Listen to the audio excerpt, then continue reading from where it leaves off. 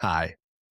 Have you ever felt like your life has been almost successful, almost consistent, almost where you thought you'd be? Like, you are capable of so much more, but for some reason, you never fully grab it. You start things, you get excited, you see the vision, but then somehow life happens. Your brain happens, motivation disappears, you get distracted, overwhelmed, burned out, or maybe you even self sabotage the entire thing completely just as a reason to give up. But you justify it as it's just not for me. I was meant to put my time elsewhere. And also, along with that, you're sitting there thinking, what is wrong with me? Well, if you have ADHD, there is a biological reason for this. So as always, let's talk about it. This is Wild Focus.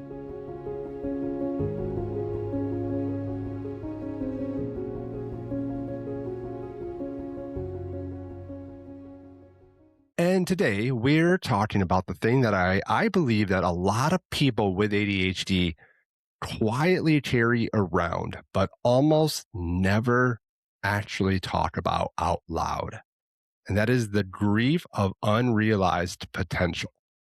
That heavy, exhausting feeling of, I could have been more. Now, stay with me and please be honest with yourself if you have felt this way.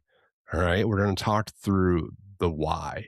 We're going to look at the actual science here because we need to understand that if you have ADHD, you're not lazy. You just struggle with that sustained execution, and that is a structural brain reality for us. ADHD is fundamentally a deficit in the brain's execution dysfunction network, which is heavily governed by that prefrontal cortex. Now, on the days, I'll speak for myself, on the days where I am feeling that, where I am struggling with that, it feels almost like a fog or like a slight pressure that is stopping me from moving forward. And that's how I like to try to explain it in those moments to the people around me. Now, as we know, the ADHD brain has a lower baseline of levels of dopamine, that neurotransmitter of that is responsible for motivation and anticipation of reward. Neurotypical brains get a steady drip of dopamine. So if you want to envision it, think about the IV drips that you have in hospitals. Same thing. That's just dopamine that's consistently dropping in and fueling you throughout the day, throughout the week, throughout the month, and is helping you work towards a long term goal. ADHD brains do not have that. If a task isn't novel, urgent, or highly interesting, the brain views it as a dopamine dessert. Okay. Because of this chemical gap, we experience what I've read psychologists call a delayed reward discounting. Okay. We are biologically wired to favor that immediate, smaller reward over the distant, larger ones. And then our brain, our working memory, the brain's mental sticky note, as I've referred to it in the past, is remarkably and incredibly small. If a step in our plan gets buried under new stimuli, then it literally ceases to exist to us. And again, ADHD individuals are incredible at starting chapter one of a new life. And that's where episode's really going to take off at. We are Olympic level starters.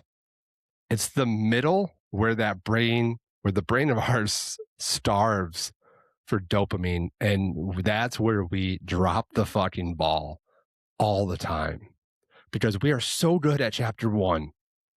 Every single person listening to this with ADHD, I can promise you, has a physical or mental graveyard filled with old versions of themselves. Think about it. $300 worth of golf clubs just sitting in the corner of the garage. An LLC that was registered 3 years ago, but has zero revenue, but it had so much potential. You just never fully got there. That fitness app that you paid for the entire year, right up front, used it for 6 days and then deleted it. A YouTube channel that has several hours of well edited content, but then died after 8 months. Yes, calling myself on all of that, but I know you all can relate in some way. The infinite like dashboards, the abandoned books, the career paths that you've researched until 4 a.m., but then never looked at again. So again, if you have ADHD, you probably can understand and relate to what I'm saying. I'll ask this question. Anybody else here have 37 unfinished identities? Because I am damn near close to that. We fall in love with the idea of who we could be, because that hyperfixation gives us that massive initial dopamine hit. But the second the novelty wears off and that task requires routine or mundane maintenance, that brain of ours pulls the plug so fast. We don't just leave a hobby behind, we leave a piece of our identity behind with it. And then once all that happens, comes the fallout of everything. We open social media and we see peers who aren't necessarily smarter than us or more talented by any means, but they're consistent. They are building houses, they're getting promotions, they're finishing any project that they start, and they're documenting it along the way. And you are firsthand witnessing their success, and then your own internal doom spiral starts to happen. We start comparing our messy internal reality to their polished external highlight reels. And that is what truly, truly, truly triggers that ADHD shame spiral. When we experience shame, our brain's fear center hijacks our cognitive processing. It perceives our perceived failure as a literal threat, pushing us into the state of freezing, or we just completely avoid everything.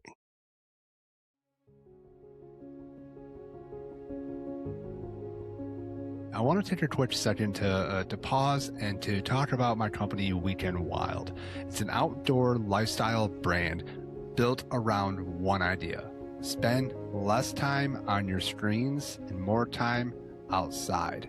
If you head over to weekendwildmi.com, you can check out all the gear that we have. And if you use the code WILDFOCUS15, you can get 15% off your entire purchase. Now, this is the part that really means a lot to me. 10% of all sales goes to supporting the DNR Stepping Stones program, which is a nonprofit that is dedicated to helping individuals and families gain access to the outdoors. So if you want to support the podcast along with the DNR Stepping Stones program, please go to weekendwildmi.com today and use that code WILDFOCUS15. And here is the hard truth. Some of us aren't grieving lost time. We're grieving who we thought we would be by now. And for those of us that have got diagnosed later in life, we feel like we are constantly running a race where everyone else was given a map, but we had a blindfold strapped to us and spun around 6 times and just pushed with a good old best of luck as a farewell before we start this journey. So why do we destroy our own momentum right when things are going well? It's not because you want to fail. That's never the intent. It's because your brain treats stability and high stakes as a threat. When you start finding success, the pressure starts to mount and your brain realizes, oh shit, if I fail now, it won't hurt nearly as much as if I keep going and then fail or quit later. That hurt will hurt less if I do this right now. It's our scapegoat, if you will. ADHD brains suffer from that all or nothing thinking. If we can't execute a project perfectly, our brain experiences severe friction, causing us to abandon it entirely to avoid the discomfort of mediocrity. Okay. And going back to the all or nothing, this can translate to, we're sidestepping from the main topic of, if it's like you can't balance more than one hobby or a project. We think we have to be all this is the focus. This is it. It's all or nothing. I'm 110% locked in. But that doesn't make sense if you step back and actually think about it logically, because you can work on this for a couple hours and have it not be finished, come back, do the dishes, put the kids to bed, read a book, go to sleep, wake up, go to work, come home, pick up where you left off. And even if you do get to that point, that lasts maybe a week, but then it drops off. For me, it's why I hyper focus more and I don't allow myself to get quote unquote distracted by other things. Music is one of them. If I like this music, if I like this song, I'm staying on it. I can't like or listen to any other artist. I just don't. For some reason, my brain has got locked in and hooked on that one, and I have to fully commit, that just doesn't make sense to my brain. So, yeah, I am sure everybody listening can also pair that with other things that they have going on in their life as well. But now let's slide back into the topic at hand and go back to feeling that discomfort of mediocrity. Once a project becomes stable, it loses its chaos. Okay. And to an ADHD brain, a lack of chaos feels like boredom, and boredom feels physically painful for us. That's where, when I mentioned earlier about that fog in the front of your head, that's, if I'm bored, if there's no more like excitement, that's where I can feel that creeping back in, even when I've taken my ADHD medicine. Like, it just happens. So I have still and will continue to try to build systems of when that starts to creep in, how do I reset it? How do I get back to that chaos, if you will, of a mindset that keeps me locked in and energized and ready to tackle whatever's ahead? But we subconsciously stir the pot or quit to find a new spark of novelty, right? And one thing that I've come to realize is that sometimes ADHD, it doesn't ruin things on purpose. It just waits until the thing matters. That's when it decides to kick in at that point. So, how do we stop this almost cycle? We stop trying to turn our brain into a neurotypical one. We start building systems designed for the brain that we actually have. Now, here's a few concepts that I feel can work for others because they have started to work for me. And the first one is stop building around motivation. If you sit there and wait for motivation, it's never going to fucking happen. Okay. Motivation is a emotion. And for ADHD brains, Emotions fluctuate wildly. And you all can put that hand up for accountability and admit that as well. You wait until you feel like doing something. Don't ever do it. Okay. Let's just accept that right now. Instead, build around friction reduction and body doubling. Okay. So lower that structural activation energy. If you want to work out in the morning, sleep in your workout clothes. I know, weird concept, but it reduces that friction in the morning that's telling you, I can't do this because I would have to do this first. If you know that you need to write something for a school project for work, you can use tools like FocusMate, which I have used before, and it, I promise you, it actually does really help you. You can FaceTime somebody. So if it's for a school project, don't cheat. But if you have somebody there that's with you, it can help hold you accountable for it. I know that I tend to work better when I have somebody in the room, but only if they're not talking to me. I don't need that distraction. I like having somebody there. I work in a job where I can be remote the majority of the week, but I choose not to because I need that body doubling. I need other people around. I don't want them to necessarily talk to me, but I need them around to help hold myself accountable. It works better for me if I'm here in my home office, nobody around. Yeah, I can drift real freaking fast. But again, that body doubling will help create that external accountability. Externalize your structure because your internal structure is very variable. It will come and go, come and go. Like I said, when I work at home, it comes and goes. But if I have other people around, it really does energize me and it holds me accountable, even though I know they're not sitting there holding me accountable. The second is grieve old versions of yourself. And what I mean by that is you cannot build a future if if you're constantly apologizing for your past.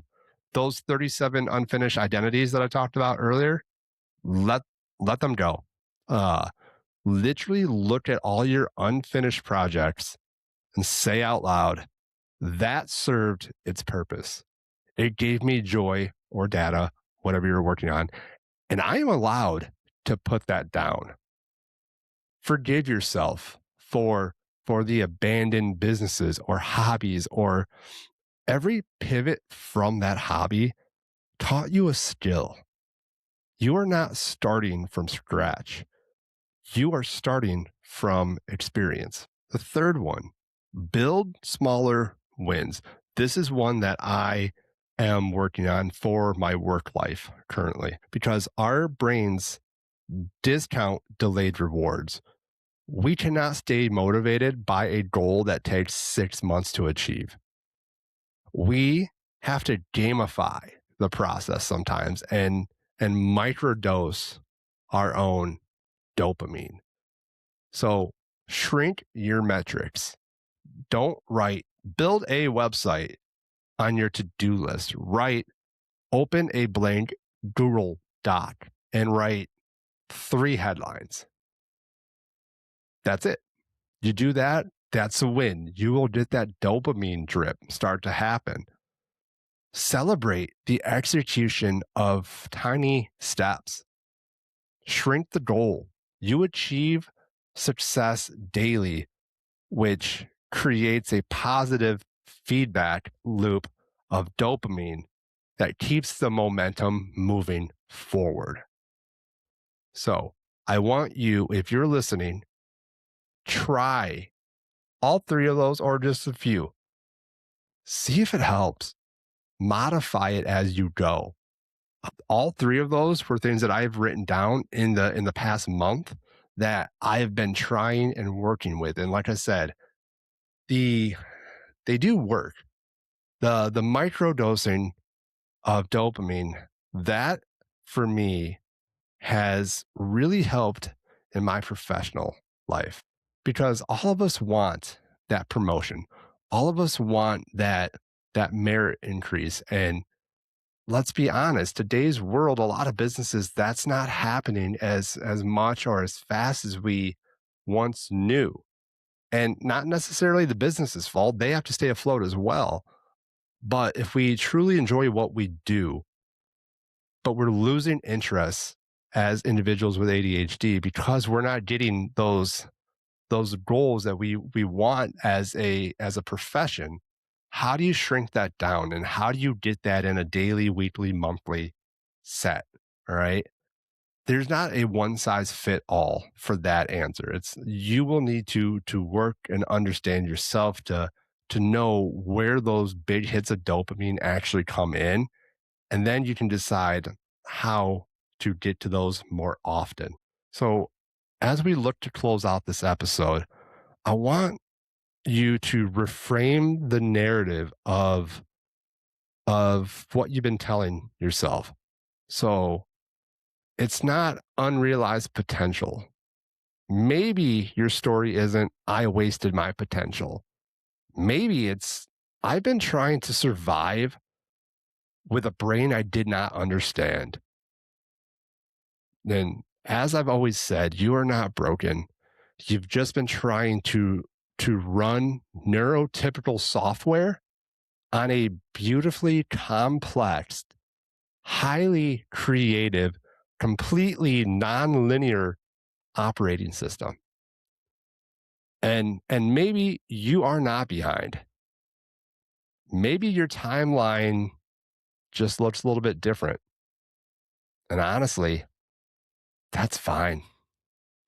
So make sure to step outside, reset your systems, find reasons to celebrate your brain because again, you are not broken. You're just working with a brain that is wired differently in a world that's created for neurotypical brains. It's okay. So continue showing up, continue pushing through. You got this. Appreciate you all for being here. This is Wild Focus.